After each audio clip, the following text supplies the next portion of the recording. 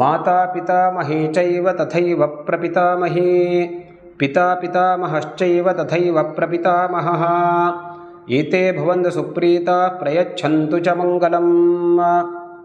ನನ್ನ ಆತ್ಮೀಯ ವೀಕ್ಷಕರಿಗೆ ನಮಸ್ಕಾರಗಳು. ದತ್ತಾತ್ರೇಯನ ಪರಮಕೃಪಾಶೀರ್ವಾದದಿಂದ ತಾವೆಲ್ಲರೂ ಸುಖ ಸಂತೋಷದಿಂದ ಇದ್ದೀರಿ. ಗಣಪತಿಯ ಹಬ್ಬವನ್ನು ಕೂಡ ನೀವು ಆಚರಣೆಯನ್ನು ಮಾಡ್ತಾ ಇದ್ದೀರಿ. ತಮಗೆಲ್ಲರಿಗೂ ಖಂಡಿತವಾಗಿಯೂ ಒಳ್ಳೆಯದಾಗುತ್ತೆ ಅಂತ ನಾನು ಆಶಿಸುತ್ತೇನೆ. ತಮಗೆಲ್ಲರಿಗೂ ಹಾರ್ದಿಕವಾದಂಥ ಸ್ವಾಗತ.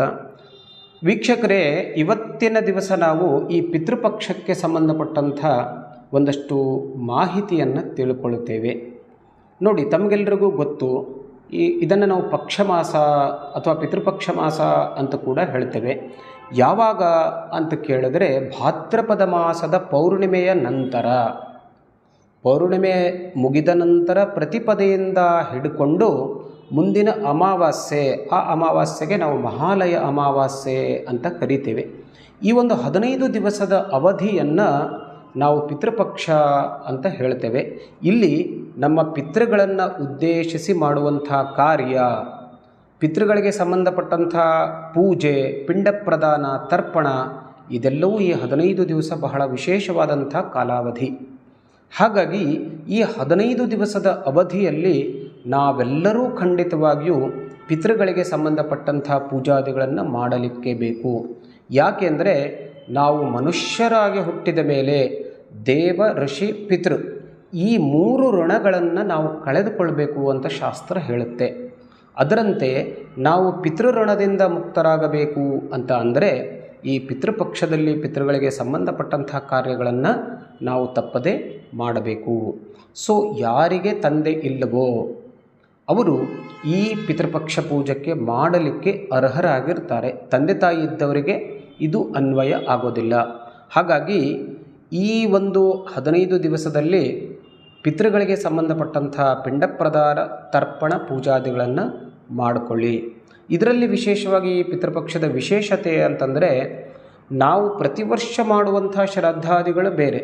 ಅಂದರೆ ಒಂದು ವೇಳೆ ತಂದೆಯ ಶ್ರಾದ್ದ ಅಥವಾ ತಾಯಿಯ ಶ್ರಾದ್ದ ಇದ್ದಾಗ ಅಲ್ಲಿ ನಾವು ಕೇವಲ 3 ವರ್ಗವನ್ನು ಮಾತ್ರ ತೆಗೆದುಕೊಳ್ತೇವೆ. ಅಂದರೆ ತಂದೆಯ ಶ್ರಾದ್ದ ಇದ್ದರೆ ತಂದೆ, ಅಜ್ಜ, ಮುತ್ತಜ್ಜ ಈ 3 ಜನರಿಗೆ ಸಂಬಂಧಪಟ್ಟಂಥ ಪಿಂಡಗಳನ್ನು ಅಲ್ಲಿ ನಾವು ಇಡ್ತೇವೆ. ಇನ್ನು ತಾಯಿಯ ಶ್ರಾದ್ದ ಇದ್ದರೆ ತಾಯಿ, ಅಜ್ಜಿ, ಮುತ್ತಜ್ಜಿ ಈ 3 ಜನರಿಗೆ ಮಾತ್ರ ಉದ್ದೇಶಿಸಿ ಪೂಜಾದಿ ಕಾರ್ಯವನ್ನು ಮಾಡಿಕೊಳ್ತೇವೆ. ಆದರೆ ಈ ಪಿತೃಪಕ್ಷ ಹಾಗಲ್ಲ. ವಿಶೇಷತೆ ಏನು ಅಂತಂದರೆ, ಇಲ್ಲಿ ನಮ್ಮ ಸಂಬಂಧಿಕರಲ್ಲಿ ಅದಕ್ಕೊಂದಷ್ಟು ವರ್ಗಗಳು ಬರುತ್ತೆ. ಯಾರ್ಯಾರ ಹೆಸರಿನಲ್ಲಿ ನಾವು ಪಿಂಡ ಪ್ರದಾನವನ್ನು ಮಾಡಬೇಕು, ಯಾರ್ಯಾರ ಹೆಸರಿನಲ್ಲಿ ತರ್ಪಣಾದಿಗಳನ್ನು ಮಾಡಬೇಕು ಅಂಥೇಳಿ ವರ್ಗವನ್ನು ಕೊಡ್ತಾನೆ. ವಿಶೇಷತೆ ಅಂತಂದರೆ, ನಮಗೆ ಸಂಬಂಧಪಟ್ಟಂಥ ಎಲ್ಲ ಜನರ ಹೆಸರಿನಲ್ಲಿ ನಾವು ಪಿಂಡ ಪೂಜಾದಿಗಳನ್ನು ಮಾಡತಕ್ಕದ್ದು.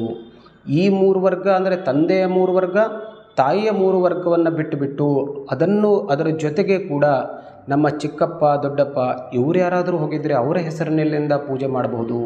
ಅಥವಾ ಮಾತಾ ಮಹಾವರ್ಗ ಅಂಥೇಳಿ ಬರುತ್ತೆ. ಅಂದರೆ ತಾಯಿಯ ತಂದೆ ಕಡೆ ಕೂಡ ತಾಯಿಯ ವರ್ಗವನ್ನು ಕೂಡ ನಾವು ಈ ಪಿತೃಮಾಸದಲ್ಲಿ ಪೂಜೆಯನ್ನು ಮಾಡ್ತೇವೆ.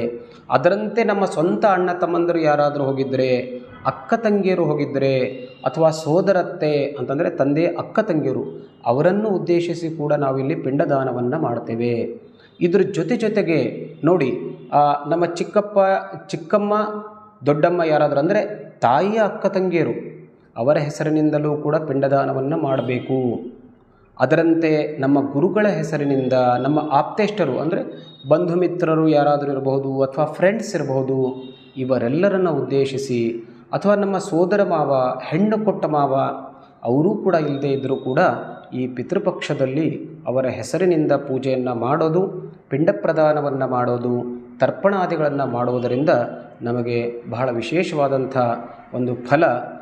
ಯಾಕೆಂದರೆ ಪಿತೃಗಳು ಸಂತುಷ್ಟರಾದರೆ ನಾವು ಅತ್ಯಂತ ಸುಖವಾಗಿರಲಿಕ್ಕೆ ಸಾಧ್ಯತೆ ಇರುತ್ತೆ. ಪಿತೃದೋಷಾದಿಗಳು ಉಂಟಾಗೋದಿಲ್ಲ. ಹಾಗಾಗಿ ನಾವು ತಪ್ಪದೆ ಮರೆಯದೆ ಈ ಪಿತೃಮಾಸದಲ್ಲಿ ಈ ಪಿಂಡ ಪ್ರದಾನಾದಿ ಕಾರ್ಯಗಳನ್ನು ಮಾಡಿಕೊಂಡಿದ್ದಾದರೆ ನಮ್ಮ ವಂಶವೃದ್ಧಿ ಆಗಲಿಕ್ಕೆ ಸಹಕಾರಿಯಾಗುತ್ತೆ. ಹೆಚ್ಚಿಗೆ ಏನಾದರೂ ಮಾಹಿತಿ ಬೇಕಾಯಿತು ಅಂತಂದರೆ ಡಿಸ್ಪ್ಲೇ ಮೇಲೆ ನಂಬರ್ ಕಾಣಿಸುತ್ತೆ, ಆ ನಂಬರಿಗೆ ಫೋನ್ ಮಾಡಿ ಹೆಚ್ಚಿನ ಮಾಹಿತಿಯನ್ನು ಪಡೆದುಕೊಳ್ಳಿ. ನಮಸ್ಕಾರ.